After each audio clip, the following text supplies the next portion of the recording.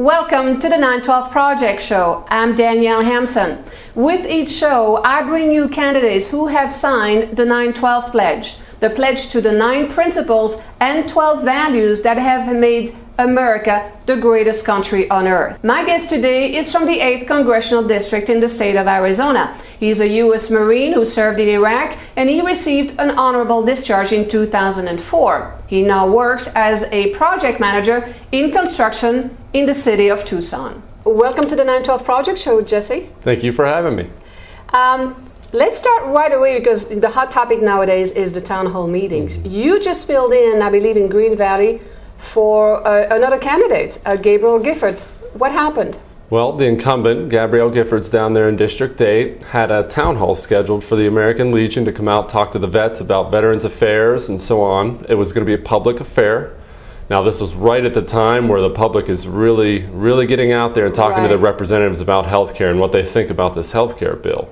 So she canceled it. 2 days before, she canceled it to move on and do something else. Well, we thought that that was unacceptable. We felt that the voters in District 8 deserved to be respected. So we said if she will not do an open healthcare town hall, we will. So we went down there and we took it over. We did our own town hall, and it was a great success. All sides were heard. It was a civil proceeding. It was great. It ended up being a big success. Good for you. So what are some of the comments that you heard from the people in the town hall? Well, you know, it's exactly what you see on the news every night. It's especially seniors. You mean the AstroTurf and the mob and the organized stuff? Is that what we're talking about? They were just real people with real concerns, especially the seniors down there. They have big concerns about a lot of things with this healthcare commissioner, the end-of-life counseling, the really frightening things that are in this bill, the tax increases on businesses and individuals who don't go on the government plan. It's a big concern for a lot of people, and they really showed that, and it was a great thing. We brought the bill,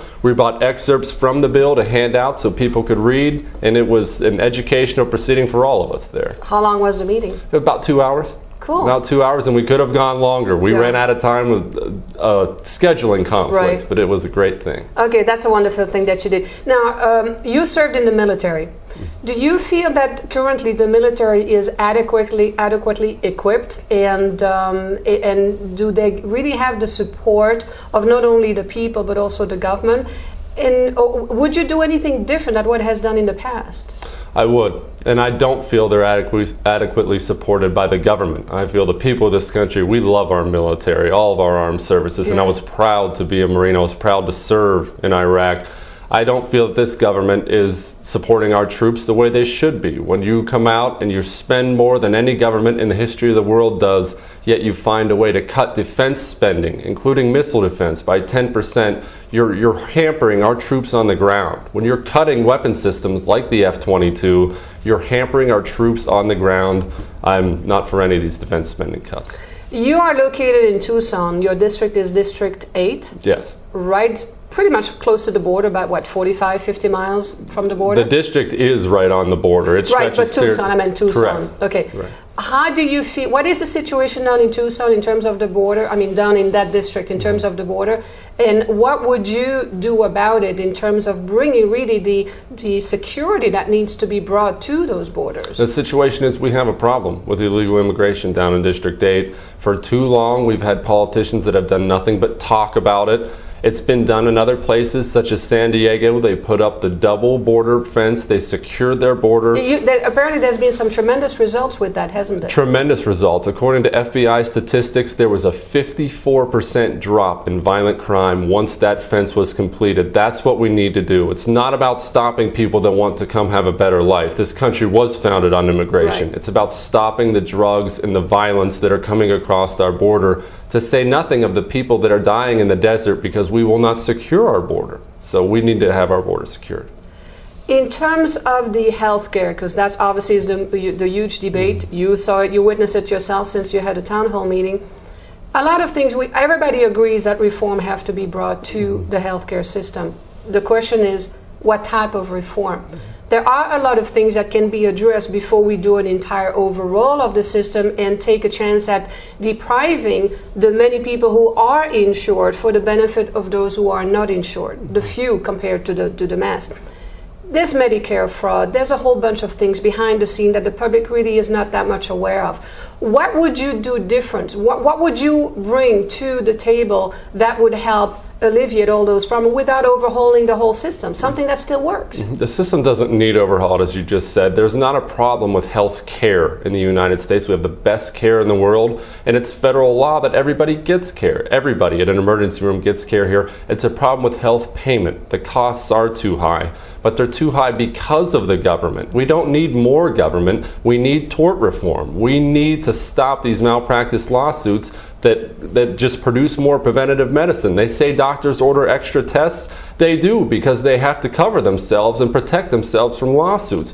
We need to give individuals the same tax credits that businesses enjoy so that they can buy their own individual insurance, which makes it more portable. If you leave your job, if you lose your job, you get to keep your insurance. We need to allow businesses to pool together, break up these antitrust laws, allow businesses to pool together and purchase insurance. We can get a lot of things done. Also, the healthcare savings accounts.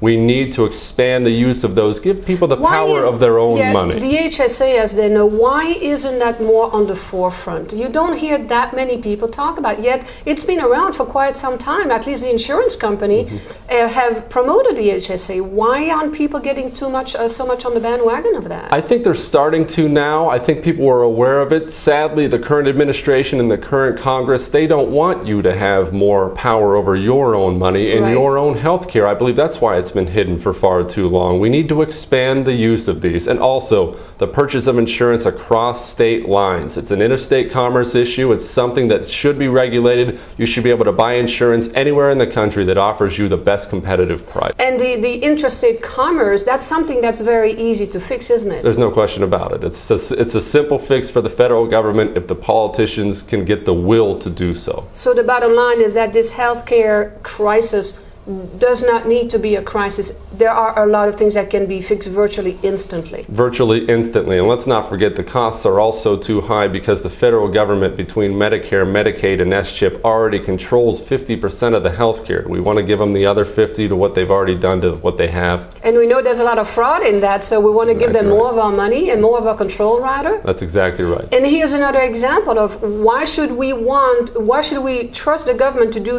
things right when I'm sure you heard on the news, just yesterday alone, we found out that the Social Security sent out checks to thousands of inmates by mistake.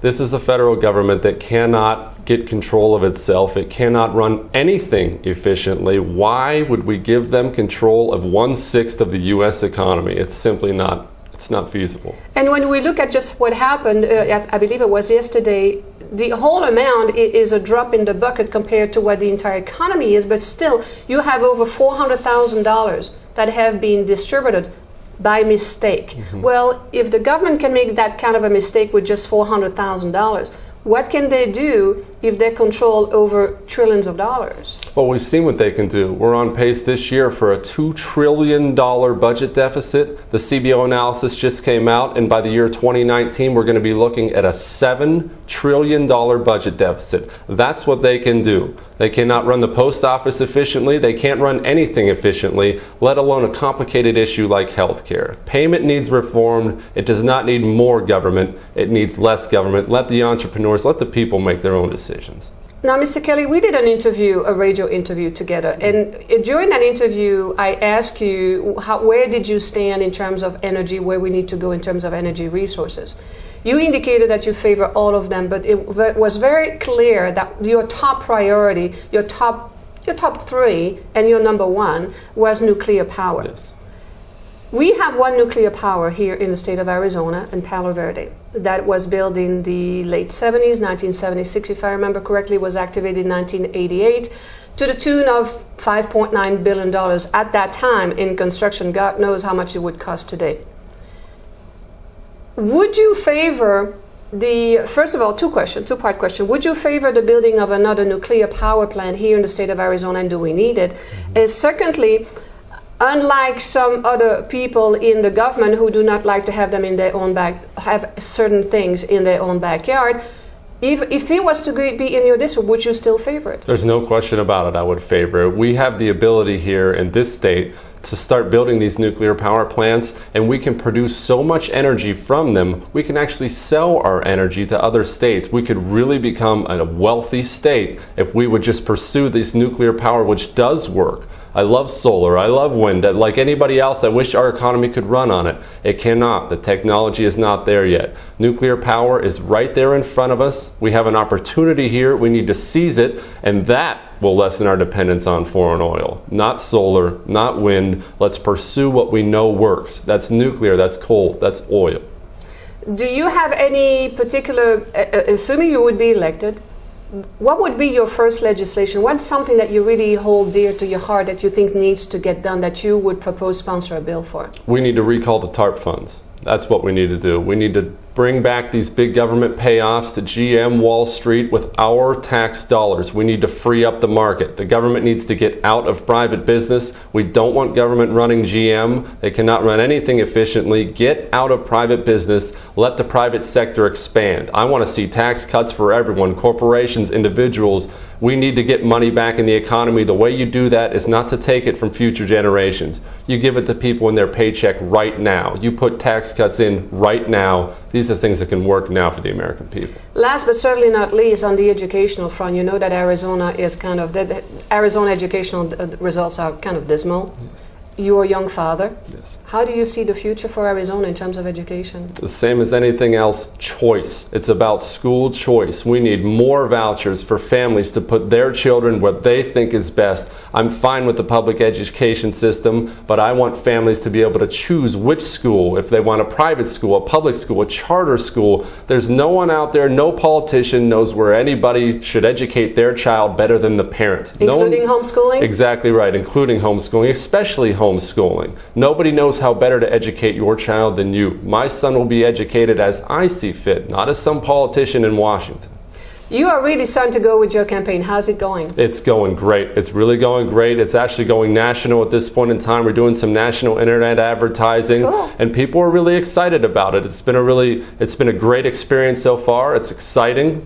People across this country want to take their country back, and they think we can do that here. They certainly want to do that. So how can they get in touch with your campaign to help you out, support you, whether it's through donation or through volunteering effort? Go to votejessekelly.com. We want it all. We want volunteers. We need your donations to win. We want to hear from you. Send us your emails. We want to know the concerns and questions and comments of the American people. VoteJesseKelly.com. Come join us. Mr. Kelly, thank you very much. Thank you for having me. You heard it from the man, Jesse Kelly. He's campaigning for U.S. Congress in the 8th Congressional District in the state of Arizona. And remember, ladies and gentlemen, that ultimately it is you who decide who gets in office and who doesn't. So remember to stay informed, to get informed, to stay informed so that you can make the right choice. I'm Danielle Hampson, and join us next time here on 912projectshow.com for another candidate.